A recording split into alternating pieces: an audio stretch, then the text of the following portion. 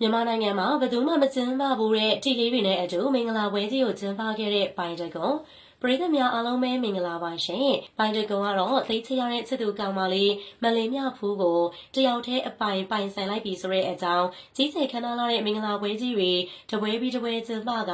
ချိန်ညာမောင်းခတ်လို့နေတာဖြစ်ပါတယ်။ဇွန်လ14ရက်နေ့မှာဆူလီယာရက်ပတ်မင်္ဂလာပွဲကိုမြန်ဆန်နဲ့ကျင်းပခဲ့တာဖြစ်ပါတယ်။ဒီတပွဲနဲ့တင်ပြီးသွားမယ်လို့ထင်နေတဲ့သူတွေကိုပိုင်တကွန်က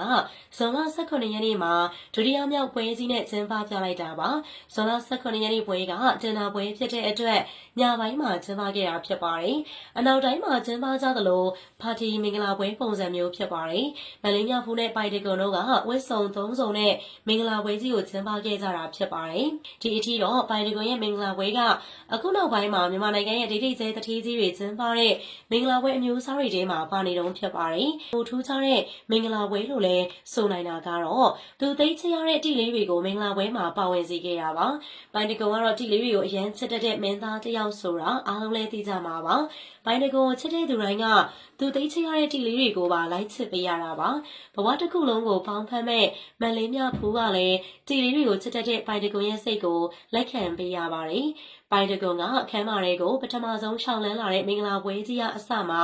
သူ့ရဲ့ပခုံးပေါ်မှာသူသိချရတဲ့ပုတ်တင်ညိုလေးကိုတင်လာခဲ့တာပါပိုင်တကွန်မှာသူသိကိုချရတဲ့တီလေးတွေရှိပါတယ်ပိုင်တကွန်ရဲ့အကောင့်ကိုစောင့်ကြည့်နေတဲ့သူတွေဆိုရင်တော့သိကြမှာပါအဲ့ဒါတွေကတော့စက်နှကောင်ဘဲစိတ်လိတ်ပုတ်တင်ညိုခွေးလေးတွေက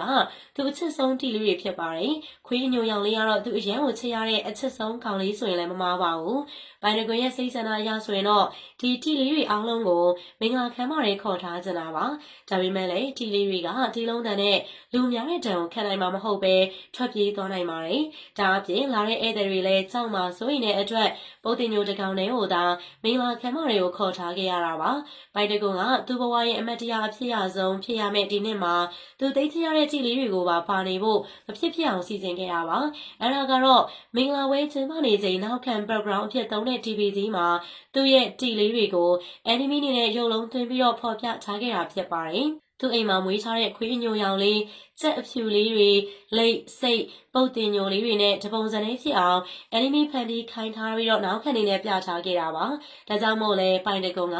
တီလေးတွေကိုလူတွေအထင်ကြီးအောင်ဟန်ပြချစ်နေတာမဟုတ်ပဲသူ့ရဲ့စိတ်ထဲမှာတကယ်ကိုချစ်မြတ်လို့တန်ဖိုးထားရဲဆိုတာပေါ်လွင်နေခဲ့တာဖြစ်ပါတယ်တီလေးတွေကိုအမျက်တနိုးထားပြီးတော့မင်္ဂလာပွဲမှာမတ်တရားအနေနဲ့ထည့်သွင်းပြီးတော့ဖော်ပြခဲ့တဲ့ပိုင်တကွန်ရဲ့စိတ်ထားအပေါ်ပရိသတ်တို့ရဲ့အမြင်လေး comment လေးထဲမှာရေးခဲ့ပေးပါဦးအဆုံးထိကြည့်ရှုပေးလို့အားလုံးကိုကျေးဇူးတင်ပါတယ်ရှင်